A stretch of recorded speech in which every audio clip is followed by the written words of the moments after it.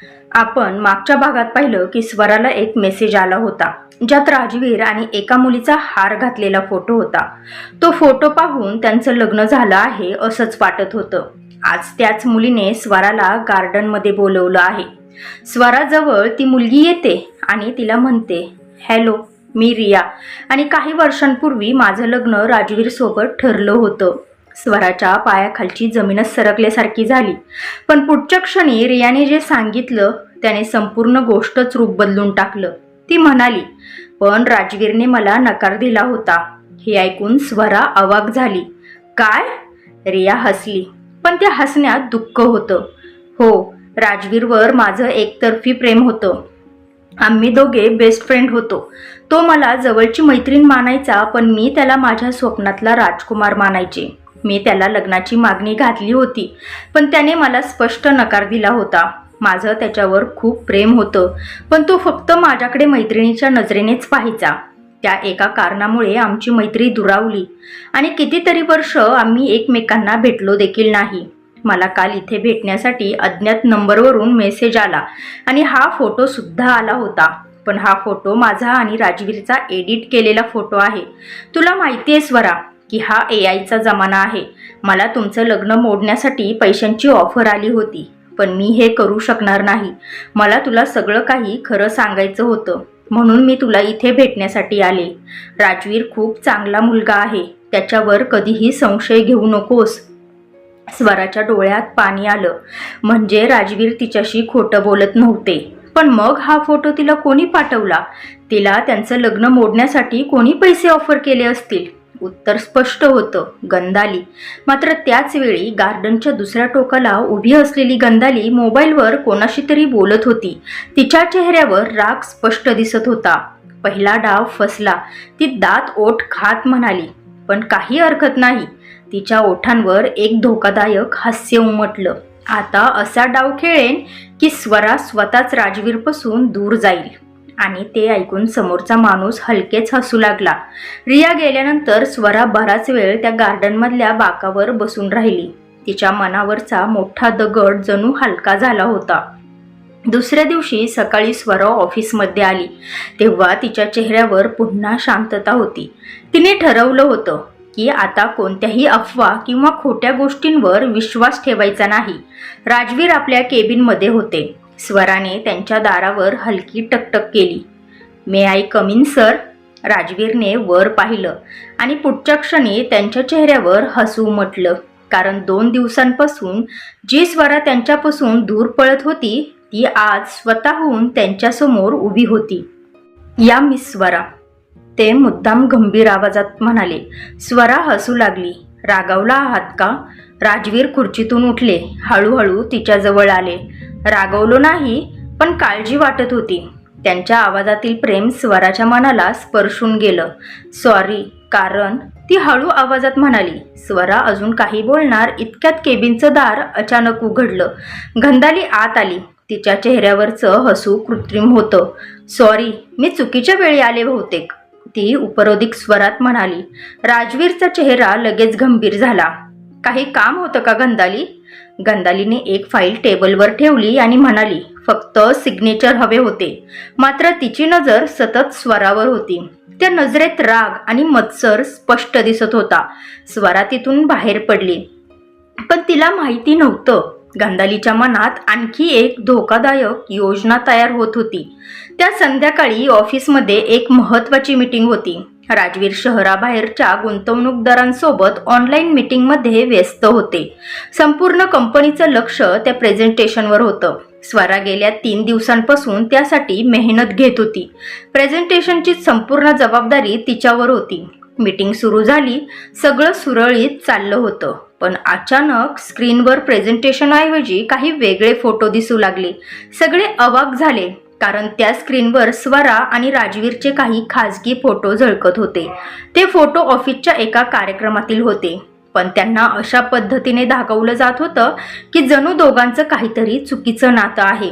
मीटिंगमध्ये बसलेले गुंतवणूकदार एकमेकांकडे पाहू लागले. राजवीरचा चेहरा संतापाने लाल झाला.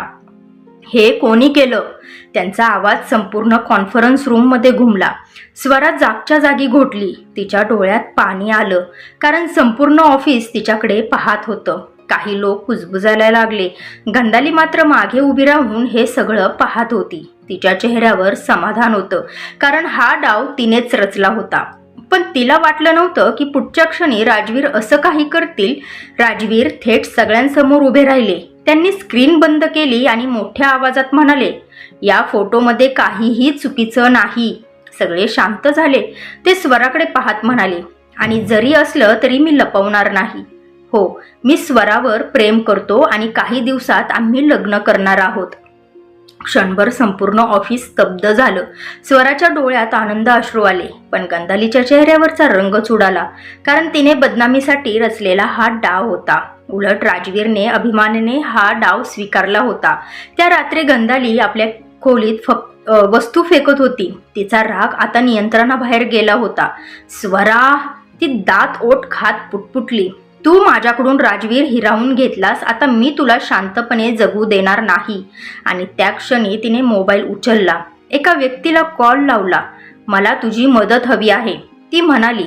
फोनच्या दुसऱ्या बाजूने उत्तर आलं, काम धोकादायक आहे मॅडम. गंधाली थंडपणे हसली. मला फक्त स्वरा आणि राजवीरचं लग्न थांबवायचं आहे. फोनवरील व्यक्ती काही क्षण शांत राहिला, मग म्हणाला, ठीक आहे, पण यानंतर मागे फिरता येणार नाही. गंधालीने डोळे बंद केले आणि एक शब्द उच्चारला, मंजूर. गंधालीने फोन ठेवला, पण तिच्या चेहऱ्यावरचं ते विचित्र हसू काही केल्या जात नव्हतं. तिच्या मनात आता एकच गोष्ट होती, राजवीर आणि स्वराचं लग्न कोणत्याही परिस्थितीत होऊ द्यायचं नाही. दुसरीकडे राजवीरने सगळ्या ऑफिससमोर आपल्या प्रेमाची कबुली दिल्यानंतर स्वराच्या मनातील अनेक शंका दूर झाल्या होत्या. तिच्या आयुष्यात पहिल्यांदाच कोणीतरी तिच्यावर इतका विश्वास दाखवला होता. त्या रात्री ती खूप दिवसांनी निवांत झोपली, पण नियतीने तिच्यासाठी एक मोठं वादळ राखून ठेवलं होतं. दुसऱ्या दिवशी सकाळी ऑफिसमध्ये पोहोचल्यावर स्वराला वातावरण काहीसं वेगळं जाणवलं. नेहमी हसून बोलणारे सहकारी आज तिच्याकडे विचित्र नजरेने पाहत होते. काही जण कुजबुजत होते, काही जण तिला पाहताच गप्प होत होते. स्वराला काहीच समजत नव्हतं. ती आपल्या केबिनमध्ये आली, पण काही मिनिटातच HR विभागातून तिला बोलावणं आलं. ती कॉन्फरन्स रूममध्ये पोहोचली. आत राजवीर, HR मॅनेजर काही वरिष्ठ अधिकारी बसले होते. स्वराचं हृदय धडधडू लागलं. काय झालंय? तिने घाबरत विचारलं. कोणीतरी तिच्यासमोर एक फाईल ठेवली. स्वराने ती उघडली आणि पुढच्या क्षणी तिच्या हातातून फाईल जवळपास खालीच पडली. त्या फाईलमध्ये कंपनीच्या गोपनीय माहितीच्या काही कॉपीज होत्या, काही आर्थिक कागदपत्र होती आणि सर्वात धक्कादायक गोष्ट म्हणजे त्या फाईलवर स्वराची डिजिटल ID नोंदवली होती. म्हणजे कागदपत्र तिच्या अकाउंटमधून डाउनलोड करण्यात आली होती. हे अशक्य आहे, मी असं काही केलंच नाही. HR मॅनेजर गंभीर स्वरात म्हणाले, मिस स्वरा, काल रात्री ही माहिती बाहेर लीक करण्याचा प्रयत्न झाला आहे. स्वराच्या पायाखालची जमीन सरकली. पण मी निर्दोष आहे सर. तिच्या डोळ्यात अश्रू जमा झाले. ती थेट राजवीरकडे पाहू लागली. राजवीर काही क्षण शांत होते. त्यांच्या चेहऱ्यावर राग नव्हता, पण ते खूप गंभीर दिसत होते. मला माहीत आहे की तू असं करू शकत नाहीस. हे ऐकताच स्वराच्या डोळ्यात पाणी आलं. संपूर्ण खोलीत बसलेल्या लोकांसमोर राजवीर तिच्या बाजूने उभे होते, पण पुरावे मात्र तिच्या विरुद्धच होते. तेवढ्यात सुरक्षा विभागातील अधिकारी आत आले. त्यांच्या हातात एक पेनड्राईव्ह होती. सर, CCTV फुटेज मिळालं आहे. सगळ्यांच्या नजरा स्क्रीनकडे वळाल्या. व्हिडिओ सुरू झाला. रात्री ऑफिस बंद झाल्यानंतर कोणीतरी स्वराच्या केबिनमध्ये प्रवेश करताना दिसत होतं. सगळे लक्षपूर्वक पाहत होते आणि पुढच्या क्षणी स्क्रीनवर दिसणारी व्यक्ती पाहून स्वराच्या अंगावर काटा आला, कारण ती व्यक्ती दिसायला अगदी स्वरासारखीच होती. संपूर्ण खोलीत कुजबूज सुरू झाली. ही तर स्वरा आहे, मग ती खोटं का बोलते? इतका विश्वास ठेवला आणि लोक काहीही बोलू लागले. स्वरा हादरली. नाही, ती रडत म्हणाली, ती मी नाही. पण स्क्रीनवर व्यक्ती तिच्यासारखीच दिसत होती. क्षणभर स्वरालाही स्वतःच्या डोळ्यांवर विश्वास बसत नव्हता. राजवीर मात्र शांतपणे स्क्रीनकडे पाहत होते. अचानक त्यांनी व्हिडिओ थांबवला. झूम करा. तंत्रज्ञाने व्हिडिओ मोठा केला. राजवीर बारकाईने पाहू लागले आणि काही क्षणांनी त्यांच्या चेहऱ्यावर वेगळेच भाव उमटले. ही स्वरा नाही. सगळे दचकले. सर, राजवीर उठले.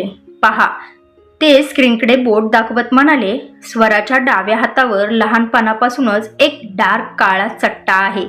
सगळे स्क्रीनकडे पाहू लागले. त्या व्यक्तीच्या हातावर तसा काळा चट्टा नव्हता. क्षणभर संपूर्ण खोली शांत झाली. स्वरालाही धक्का बसला, कारण हे इतकं बारकाईने फक्त राजवीरलाच माहिती होतं. त्यांनी पुन्हा ठाम आवाजात सांगितलं, कोणीतरी स्वरासारखा वेश करून ऑफिसमध्ये आला आहे. आता वातावरण पूर्ण बदललं. म्हणजे हे सर्व मुद्दाम घडवलं गेलं होतं. पण कोणी आणि का? दूर उभी असलेली गंधाली हे सगळं पाहत होती. तिच्या चेहऱ्यावरची खात्री हळूहळू कमी होत होती, कारण पुन्हा एकदा राजवीरने स्वरावरचा विश्वास ढळू दिला नव्हता. मात्र गंधाली अजून हरलेली नव्हती, कारण तिच्याकडे अजून एक शेवटचा डाव शिल्लक होता आणि तो आतापर्यंतच्या सगळ्या डावांपेक्षा अधिक धोकादायक होता. सीसीटीव्ही फुटेजमुळे स्वरावरचे आरोप तात्पुरते थांबले होते. राजवीरने सगळ्यांसमोर तिच्यावर विश्वास दाखवला होता. त्या दिवशी ऑफिसमधून बाहेर पडताना स्वराच्या मनात एक वेगळंच समाधान होतं. जग तिच्या विरुद्ध उभं राहिलं तरी एक माणूस तिच्या बाजूने खंबीरपणे उभा होता, तो म्हणजे राजवीर. संध्याकाळी ऑफिस सुटल्यानंतर राजवीरने स्वराला फोन केला. आज घरी सोडू का? ते प्रेमाने म्हणाले. स्वरा हसली. नको, आई माझी वाट पाहत असेल. मी स्वतः जाते. ठीक आहे, पण घरी पोहोचल्यावर मला फोन कर. हो. फोन ठेवताना दोघांच्याही चेहऱ्यावर हसू होतं. त्यांना कल्पनाही नव्हती की पुढच्या काही तासात त्यांचं आयुष्य पूर्णपणे बदलणार होतं. स्वरा बस स्टॉपकडे चालत होती. आकाशात काळे ढग जमा झाले होते. वाराही वाढला होता. रस्त्यावरची गर्दी कमी झाली होती. तेवढ्यात तिच्यासमोर एक कार येऊन थांबली. स्वराने सुरुवातीला दुर्लक्ष केलं, पण पुढच्या क्षणी कारचा दरवाजा उघडला. आतून एक ओळखीचा आवाज आला. स्वरा, जरा बोलायचं आहे. स्वरा थांबली. समोर गंधाली बसली होती. तिचा चेहरा आज वेगळाच दिसत होता. ना राग, ना अहंकार, ना टोमणे. उलट ती खूप शांत दिसत होती. काय झालं मॅडम? स्वराने विचारलं. गंधाली काही क्षण गप्प राहिली. मग तिला म्हणाली, माझ्याकडून खूप चुका झाल्या आहेत स्वरा. स्वरा आश्चर्याने तिच्याकडे पाहू लागली.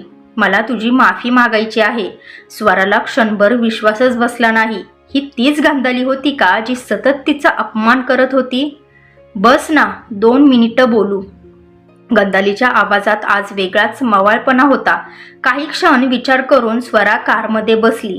कार हळूहळू पुढे निघाली. सुरुवातीला साधं बोलणं सुरू होतं, पण काही वेळाने स्वराच्या लक्षात आलं की कार शहराच्या मुख्य रस्त्यांपासून दूर जात आहे. गंधाली मॅडम, आपण कुठे चाललो आहोत? तिने घाबरत विचारलं. गंधालीने उत्तर दिलं नाही. स्वराच्या मनात धोक्याची घंटा वाजू लागली. कार थांबव, ती कठोर आवाजात म्हणाली. पण गंधाली शांत होती आणि पुढच्या क्षणी कार एका जुन्या गोदामाजवळ थांबली. स्वराच्या हृदयाची धडधड वाढली. हे काय आहे? ती घाबरत म्हणाली.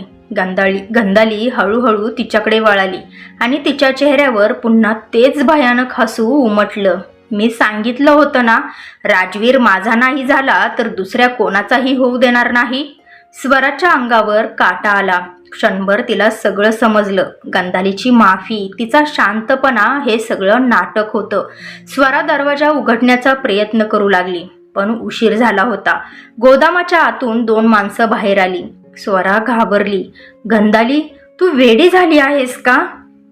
तिच्या डोळ्यात अश्रू आले, पण गंधालीच्या डोळ्यात आता फक्त हट्ट आणि मत्सर होता. मला राजवीर हवा होता, पण त्याने तुझी निवड केली आणि ते मी सहन करू शकत नाही. त्या रियाचा सुद्धा मला काटा काढायचा होता, पण ती हुशार निघाली ग. स्वतः बाजूला झाली, पण तू तर राजवीरला सोडायला तयारच नाही. स्वरा काही बोलणार इतक्यात 2 माणसांनी तिला पकडलं. पुढे काय झालं हे स्पष्टपणे तिला कळालंच नाही, कारण ती भीतीने आणि धक्क्याने अर्धवट बेशुद्ध झाली. दुसरीकडे रात्र झाली होती. राजवीर अजूनही फोनकडे पाहत होते. स्वराचा फोन यायचा बाकी होता. सुरुवातीला त्यांनी फारसं मनावर घेतलं नाही, पण 1 तास गेला, 2 तास गेले तरीही फोन आला नाही. त्यांनी स्वतः फोन लावला. Switch off. राजवीरच्या मनात अस्वस्थता निर्माण झाली. त्यांनी स्वराच्या आईला फोन केला. स्वरा अजून घरी आलीच नाही.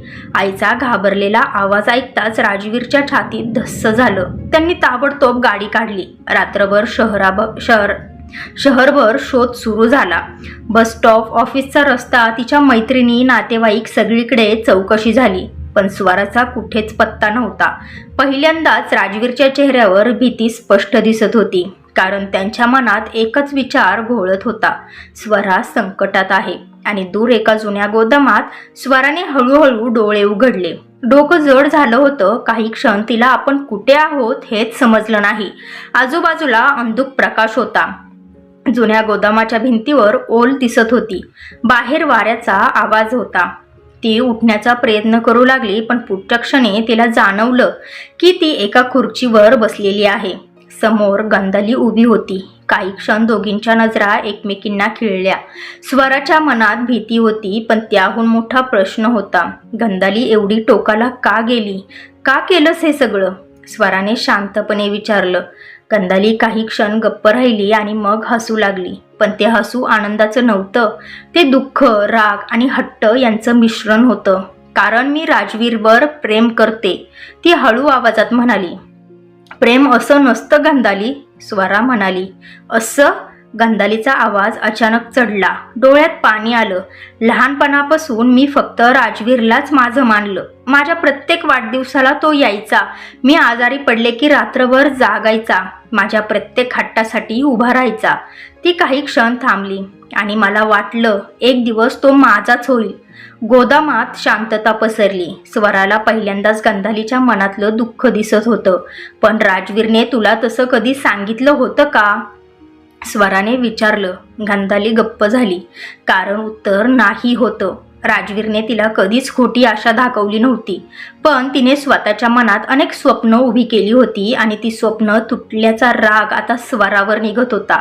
गंधाली कुजबुजली. तू आलीस आणि सगळंच बदललं. त्याच्या डोळ्यात पहिल्यांदाच मी दुसऱ्या कोणासाठी काळजी पाहिली. तू नाहीशी झालीस तर? गंधालीचं वाक्य अर्धवट राहिलं, कारण अचानक तिच्या मोबाईलची रिंग वाजली. तिने फोन उचलला. समोरून काहीतरी ऐकताच तिच्या चेहऱ्यावरचा रंगच उडाला. काय? तो इथे येतोय? स्वराचं हृदय धडधडू लागलं. राजवीर? गंधालीने फोन कट केला. तिच्या चेहऱ्यावर पहिल्यांदाच भीती दिसत होती, कारण राजवीर शांत असताना खूप समजूतदार होते. पण ज्याच्यावर ते प्रेम करतात त्याला धोका निर्माण झाला तर? ते कोणत्याही थराला जाऊ शकत होते. दुसरीकडे राजवीर वेगाने गाडी चालवत होते. त्यांच्या बाजूला पोलीस अधिकारी बसले होते. गंधालीच्या फोनचं लोकेशन मिळालं होतं आणि ते थेट त्या गोदामाकडे जात होते.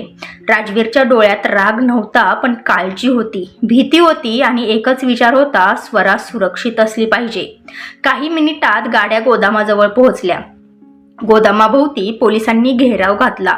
गंधालीला बाहेर सायरनचे आवाज ऐकू आले. ती खिडकीकडे धावली आणि तिच्या चेहऱ्यावरचं रक्त निघून गेलं, कारण बाहेर स्वतः राजवीर उभे होते. त्यांच्या नजरा थेट गोदामावर खिळल्या होत्या. गंधाली, त्यांचा आवाज घुमला. स्वराला काही झालं तर मी तुला कधीच माफ करणार नाही. पहिल्यांदाच गंधालीला स्वतःची चूक जाणवू लागली. तिला राजवीरचं प्रेम हवं होतं, पण आज तिने राजवीरच्या डोळ्यात स्वतःसाठी फक्त निराशा पाहिली आणि तेच तिला सर्वात जास्त वेदना देत होतं. गोदामाच्या आत तिचे डोळे पाणवले. स्वराने हळूच तिच्या हातावर हात ठेवला. अजून उशीर झालेला नाही गंधाली, सगळं ठीक होऊ शकतं. हे ऐकताच गंधालीच्या डोळ्यातून अश्रू वाहू लागले, कारण जिचा ती सर्वात जास्त द्वेष करत होती तीच मुलगी आज तिची समजूत काढत होती. आणि त्या क्षणी गोदामाचं दार उघडलं. राजवीर आत धावत आले. त्यांची नजर सर्वात आधी स्वरावर पडली. दोघांच्या नजरा भिडल्या. काही क्षण कुणीच काही बोललं नाही. फक्त दोघांच्या डोळ्यात दिलासा होता, कारण अखेर स्वरा सुरक्षित होती. स्वराला सुखरूप पाहताच त्यांच्या मनावरील मोठं ओझं हलकं झालं. क्षणाचाही विचार न करता त्यांनी स्वराला आपल्या जवळ ओढलं. तू ठीक आहेस ना? त्यांचा आवाज थरथरत होता. स्वराच्या डोळ्यात पाणी आलं. मी ठीक आहे, ती हळूच म्हणाली. राजवीरने तिच्या कपाळावरून केस बाजूला केले. त्या क्षणी त्यांच्या चेहऱ्यावर दिसणारी काळजी पाहून तिथे उपस्थित प्रत्येकाला त्यांच्या प्रेमाची जाणीव झाली. मात्र काही अंतरावर उभी असलेली गंधाली हे सगळं पाहत होती. तिच्या डोळ्यात अश्रू होते. आज पहिल्यांदाच तिला स्पष्ट दिसलं होतं. राजवीरच्या मनात तिच्यासाठी कधीच प्रेम नव्हतं. ते नेहमी तिची काळजी घेत होते, पण ती काळजी एका मोठ्या भावासारखीच होती. प्रेम मात्र ते फक्त स्वरावर होतं. पोलीस आत आले. गंधालीकडे पुढे सरकले. गंधालीने काहीही विरोध केला नाही. ती शांतपणे उभी राहिली. मला अटक करायची असेल तर करा, ती शांत आवाजात म्हणाली. स्वरा आणि राजवीर दोघेही आश्चर्याने तिच्याकडे पाहू लागले. गंधालीच्या चेहऱ्यावर पहिल्यांदाच अहंकार नव्हता. ती थकलेली दिसत होती. गंधाली म्हणाली, मी चुकले. मी प्रेम आणि हट्ट यामधला फरक समजू शकले नाही. राजवीर माझ्यावर प्रेम करत नाहीत हे मी स्वीकारू शकले नाही आणि त्या रागात मी स्वराला माझी शत्रू समजू लागले. स्वरा तिच्याकडे पाहत होती. तिला गंधालीचा राग दिसत नव्हता, फक्त पश्चातापच दिसत होता. राजवीर काही क्षण गप्प राहिले. मग ते हळूहळू गंधाली समोर आले. गंधाली, तिने वर पाहिलं. तू मोठी चूक केली आहेस, माहिती आहे, पण ती चूक मान्य केली आहेस. गंधाली आश्चर्याने त्यांच्याकडे पाहू लागली. राजवीरने पोलीस अधिकाऱ्याकडे पाहिलं. मी तक्रार मागे घेतो. सगळे स्तब्ध झाले. राजवीर? गंधालीच्या डोळ्यात आश्चर्य दाटलं. राजवीर म्हणाले, ही शेवटची संधी आहे. पुढचं आयुष्य नवीन सुरुवात करून जग. गंधालीला बोलताच येईना. तिने आयुष्यात अनेकदा राजवीरला पाहिलं, पण आज ती त्यांना पहिल्यांदाच खऱ्या अर्थाने समजत होती. त्या रात्रीनंतर गंधाली काही दिवसांसाठी शहर सोडून गेली. तिला स्वतःला वेळ द्यायचा होता. दुसरीकडे स्वरा आणि राजवीरच्या लग्नाच्या तयारीला सुरुवात झाली. घरात आनंदाचं वातावरण होतं. स्वराची आई तर दिवसेंदिवस अधिक उत्साही होत होती. माझी मुलगी आता नवरी होणार, ती प्रत्येकाला अभिमानाने सांगत होती. स्वरा लाजून हसायची, पण तिच्या मनात अजूनही एक प्रश्न होता. गंधाली आता कुठे असेल? ती खरंच बदलली असेल का? या प्रश्नाचं उत्तर तिला काही दिवसांनी मिळालं. एका सकाळी तिच्या मोबाईलवर एक फोटो आला. फोटो पाठवणारी व्यक्ती गंधाली होती. स्वराने फोटो उघडला आणि तिच्या चेहऱ्यावर हसू उमटलं, कारण त्या फोटोमध्ये गंधाली एका पुस्तक प्रदर्शनात उभी होती. तिच्या शेजारी एक तरुण मुलगा उभा होता. दोघेही हसत होते. फोटोसोबत एक छोटासा मेसेज होता, आयुष्य थांबत नाही स्वरा, कधी कधी नवीन लोक आपल्याला नवीन सुरुवात करायला शिकवतात. स्वराच्या चेहऱ्यावर समाधान उमटलं. तिने राजवीरला तो मेसेज दाखवला. राजवीर हसले. मला आनंद आहे, कारण अखेर गंधाली स्वतःच्या आयुष्याकडे पाहायला शिकत होती. आता उरले होते फक्त काही दिवस स्वरा आणि राजवीरच्या लग्नाचे. पण नियतीने त्यांच्यासाठी अजून एक छोटी परीक्षा राखून ठेवली होती, कारण लग्नाच्या अवघ्या 8 दिवस आधी राजवीरच्या भूतकाळातील एक व्यक्ती अचानक परत आली आणि तिच्या आगमनाने पुन्हा एकदा सगळे हादरले. गंधालीच्या आयुष्यात नवीन सुरुवात झाल्याचं पाहून स्वरा खूप आनंदी झाली होती. आता तिच्या मनावरचं एक मोठं ओझं उतरलं होतं. लग्नाला अवघे 8 दिवस उरले होते आणि दोन्ही घरात लगबग सुरू होती. स्वराच्या घरी तर रोज नातेवाईकांची ये-जा होती. तिची आई लग्नाच्या तयारीत इतकी गुंतली होती की तिला वेळेचं भान राहत नव्हतं. राजवीरही कामातून वेळ काढून प्रत्येक गोष्टीत लक्ष देत होते. एका संध्याकाळी राजवीर आपल्या केबिनमध्ये बसले, काही कागदपत्र पाहत होते. तेवढ्यात त्यांची सेक्रेटरी आत आली. सर, एक मॅडम तुम्हाला भेटायला आले आहेत. नाव? रिया देशमुख. राजवीरच्या हातातील पेन थांबला. क्षणभर त्यांच्या चेहऱ्यावर आश्चर्य उमटलं, कारण हे नाव त्यांना परिचित होतं. कधी काळी ती त्यांची बेस्ट फ्रेंड होती. त्यांना आत पाठवा. काही क्षणांनी रिया आत आली. राजवीर तिला पाहतच राहिले. तीच रिया जिच्यासोबत काही वर्षांपूर्वी त्यांचं लग्न ठरवण्याचा प्रयत्न झाला होता, पण राजवीरने तो प्रस्ताव नाकारला होता. रिया हलकसं हसली, म्हणाली, खूप वर्षांनी भेटतोय आपण. राजवीरही सभ्यपणे हसले. हो. काही क्षण शांतता पसरली. मग रिया म्हणाली, मला तुझ्या लग्नाबद्दल समजलं, म्हणून अभिनंदन करायला आले आहे. राजवीरच्या चेहऱ्यावर समाधान उमटलं. धन्यवाद. रिया काही क्षण त्यांच्याकडे पाहत राहिली, मग हसत म्हणाली, आज तुला पाहून मला खात्री पटली. कशाची? की त्यावेळी तू योग्य निर्णय घेतला होतास.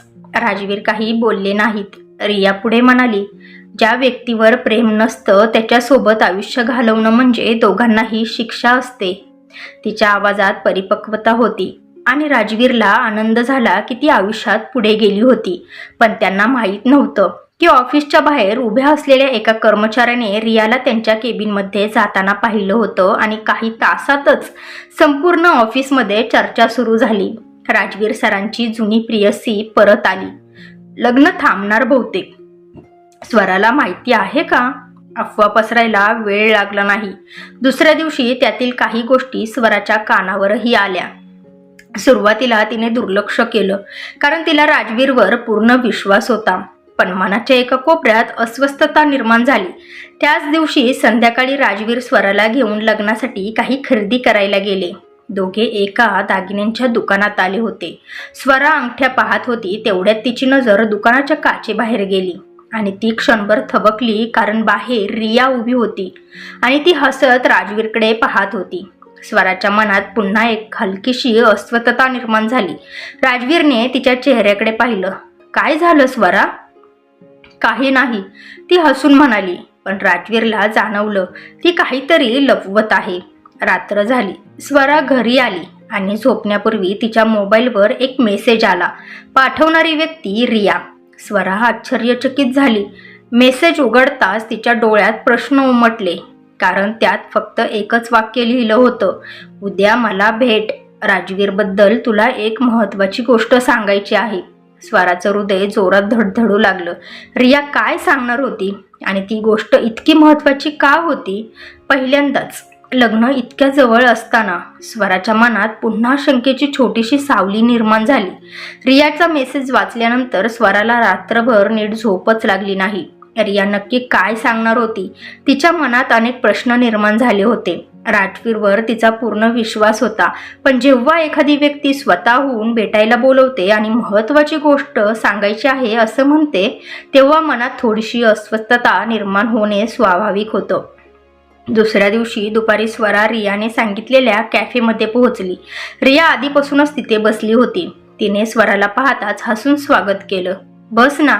स्वरा तिच्या समोर बसली. काही क्षण दोघी शांत राहिल्या. मग स्वरा सरळ मुद्द्यावर आली. तुला काय सांगायचं होतं? रिया काही क्षण स्वराकडे पाहत राहिली. मग तिने आपल्या पर्समधून एक जुनी डायरी बाहेर काढली. हे बघ. तिने डायरी स्वराच्या हातात दिली. डायरी उघडता स्वराला आश्चर्याचा धक्काच बसला, कारण ती डायरी राजवीरची होती, त्यांच्या कॉलेजच्या दिवसातील. ही तुझ्याकडे कशी? स्वराने विचारलं. रिया हलकसं हसली. कारण राजवीर माझा बेस्ट फ्रेंड होता. आमच्या एकमेकांच्या घरी ये जा असायची. एकदा त्याची ही डायरी चुकून आमच्याकडे राहिली. स्वराचं हृदय जोरात धडधडू लागलं.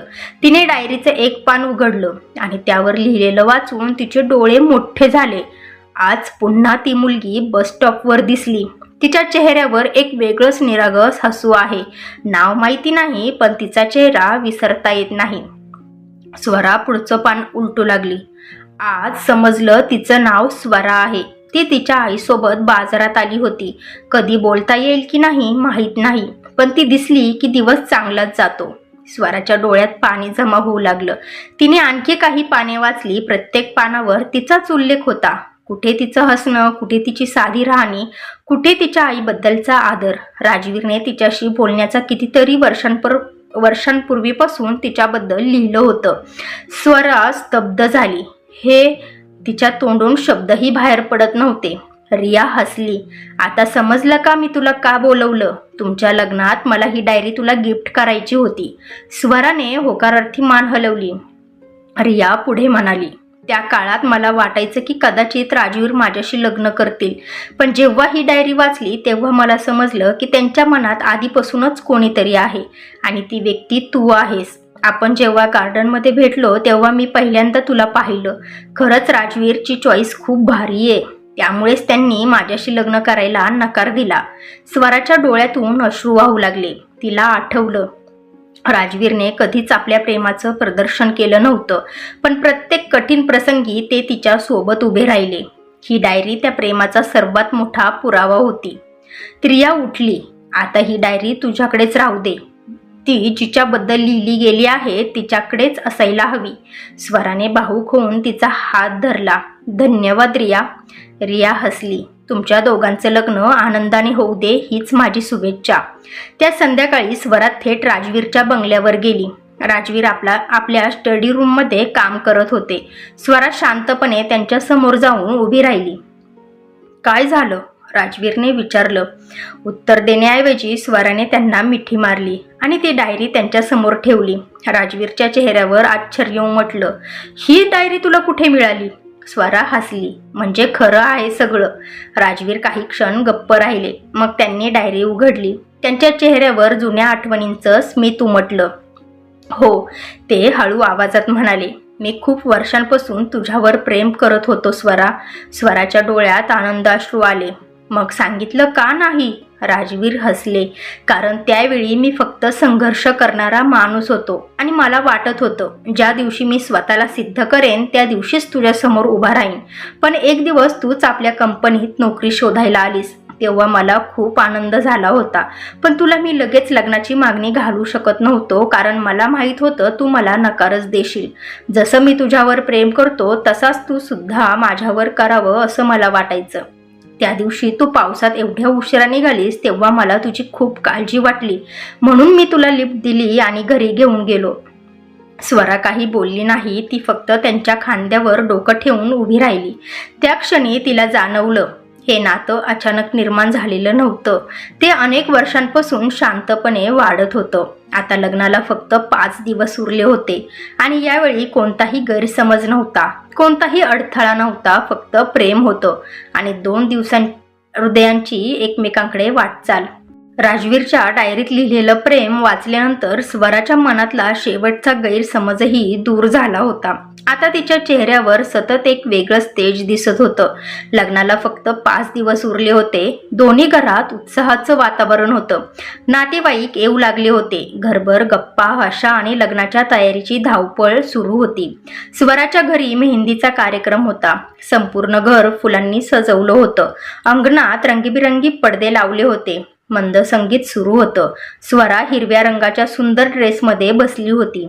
तिच्या हातांवर मेहंदी काढणाऱ्या बायका नाजूक नक्षी रेखाटत होत्या. राजवीरचं नाव कुठे लपलं आहे? एका मैत्रिणीने हसत विचारलं. त्यावर सगळ्या मुली खळखळून हसू लागल्या.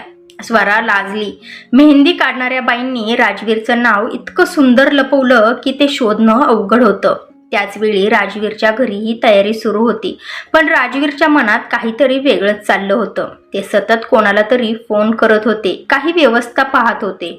कोणालाही कळत नव्हतं की ते नक्की काय करत आहेत. दुसऱ्या दिवशी हळदीचा कार्यक्रम झाला. स्वरा पिवळ्या साडीत खूप सुंदर दिसत होती. तिच्या गालांवर लावलेली हळद आणि चेहऱ्यावरचं हसू पाहून सगळेच भारावून गेले होते. स्वराची आई तर तिला पाहून भावूक झाली होती. कालपर्यंत माझ्या मागे फिरणारी माझी मुलगी आज नवरी होणार आहे. आईच्या डोळ्यात पाणी आलं. स्वराने लगेच तिचा हात धरला. मी लग्नानंतरही रोज भेटायला येणार आहे आई. हे ऐकताच आई हसली. त्या संध्याकाळी संगीताचा कार्यक्रम होता. दोन्ही कुटुंब एकत्र आली होती. गाणी, नृत्य, मस्ती, संपूर्ण वातावरण आनंदाने भरून गेलं होतं. राजवीर मात्र अधूनमधून घड्याळाकडे पाहत होते, जणू ते कोणत्या क्षणाची वाट पाहत होते. रात्र झाली. कार्यक्रम संपत आला. अचानक संपूर्ण हॉलमध्ये दिवे बंद झाले. सगळे गोंधळले. काय झालं? कोणी काही समजून घेण्याआधी समोरच्या मोठ्या स्क्रीनवर एक व्हिडिओ सुरू झाला. स्वरा आश्चर्याने स्क्रीनकडे पाहू लागली. व्हिडिओमध्ये तिच्या लहानपणाचे फोटो होते. तिच्या शाळेचे फोटो, आईसोबतचे क्षण, कॉलेजचे दिवस, पहिली नोकरी, ऑफिसमधला पहिला दिवस, पावसाच्या त्या रात्रीची आठवण आणि मग राजवीरचा आवाज ऐकू आला. प्रिय स्वरा, माझ्या आयुष्यात खूप यश आलं, खूप लोक भेटले, पण आनंद म्हणजे काय हे मला तू भेटल्यानंतरच समजलं. संपूर्ण हॉल शांत झाला. राजवीरचा आवाज पुढे सुरू होता. तू माझ्या आयुष्यात आलीस आणि माझ्या प्रत्येक दिवसाला अर्थ मिळाला. माझ्याकडे पैसा होता, प्रतिष्ठा होती, पण घर नव्हतं. तू आलीस आणि घर पूर्ण झालं. स्वराच्या डोळ्यातून अश्रू वाहू लागले. तिची आईही भावूक झाली होती. स्क्रीनवर शेवटचा फोटो दिसला. तो फोटो होता त्या पावसाळी रात्रीचा, ज्या रात्री राजवीरने स्वराला आपल्या बंगल्यावर आणलं होतं. फोटोखाली एक वाक्य उमटलं. त्या रात्री पाऊस थांबला नव्हता, पण माझं मन तुझ्यावर कायमचं थांबलं होतं. संपूर्ण हॉल टाळ्यांच्या कडकडाटाने दुमदुमून गेला. स्वरा अश्रूमधून हसत होती. राजवीर तिच्या समोर आले. सरप्राईज आवडलं? स्वरा काही बोलू शकली नाही. तिने फक्त हलकेच मान डोलावली. राजवीर हसले. आता अजून एक दिवस आणि मग कायमची तू माझी. हे ऐकताच स्वरा लाजून खाली पाहू लागली. सगळीकडे आनंदाचं वातावरण होतं. लग्नाचा दिवस उजाडला. संपूर्ण परिसर फुलांनी सजला होता. शहनाईचे स्वर वातावरणात घुमत होते. स्वरा लाल रंगाच्या सुंदर नवरीच्या पोशाखात तयार झाली होती. तिच्या चेहऱ्यावर आनंद, उत्सुकता आणि थोडीशी लाज होती. दुसरीकडे राजवीरही वराच्या वेशात अतिशय देखणे दिसत होते. लग्न मंडपात दोघे समोरासमोर आले. क्षणभर त्यांच्या नजरा भिडल्या. दोघांनाही आठवलं ती पहिली पावसाची रात्र. ऑफिसमधून बाहेर पडलेली स्वरा, गाडी थांबवणारे राजवीर, गांधालीचे कट कारस्थान, गैरसमज, अश्रू, भीती आणि त्यानंतरचं प्रेम. सगळा प्रवास जणू त्यांच्या डोळ्यासमोरून गेला. मंगलाष्टक सुरू झाली. दोघांनी एकमेकांच्या गळ्यात हार घातले. संपूर्ण मंडप टाळ्यांच्या आवाजाने दुमदुमून गेला. स्वराच्या आईच्या डोळ्यात आनंद अश्रू होते. गंधाली सुद्धा तिथे उपस्थित होती. तिने दोघांकडे पाहिलं आणि मनापासून हसली. आज तिच्या मनात ना मत्सर होता ना राग, फक्त शुभेच्छा होत्या. लग्नाचे 7 फेरे पूर्ण झाले. राजवीरने स्वराच्या गळ्यात मंगळसूत्र घातलं आणि त्या क्षणी स्वरा अधिकृतपणे स्वरा राजवीर सरदेशमुख बनली. सगळ्यांनी आनंदाने शुभेच्छांचा वर्षाव केला. रात्री उशिरा सगळे कार्यक्रम संपले. राजवीर आणि स्वरा बंगल्याच्या बाल्कनीत उभे होते. आकाशात पुन्हा एकदा हलका पाऊस सुरू झाला. स्वरा हसली. पुन्हा पाऊस? राजवीरही हसले. हो, पण यावेळी मला भीती वाटत नाही, स्वरा म्हणाली. राजवीरने तिचा हात हातात घेतला. कारण यावेळी तू एकटी नाहीस. स्वराने त्यांच्याकडे पाहिलं आणि तिच्या चेहऱ्यावर एक समाधानाचं हसू उमटलं. कधी काळी एका पावसाळी रात्री सुरू झालेला प्रवास आज आयुष्यभराच्या सोबतीत बदलला होता आणि त्या हलक्या पावसाच्या सरींमध्ये 2 प्रेमळ हृदयांनी एक नवीन संसार सुरू झाला केला होता. तर मित्रांनी मैत्रिणींनो, तुम्हाला ही लव्ह स्टोरी कशी वाटली? आवडली असेल तर लाईक, शेअर करा आणि तुम्ही ही कथा कुठून पाहत आहात हे मला कमेंट्स करून नक्की सांगा. आपल्या नात्यांचा स्पर्श या चॅनेलला सबस्क्राईब करायला विसरू नका. तर भेटूयात अशाच एका कथेसोबत. तोपर्यंत धन्यवाद.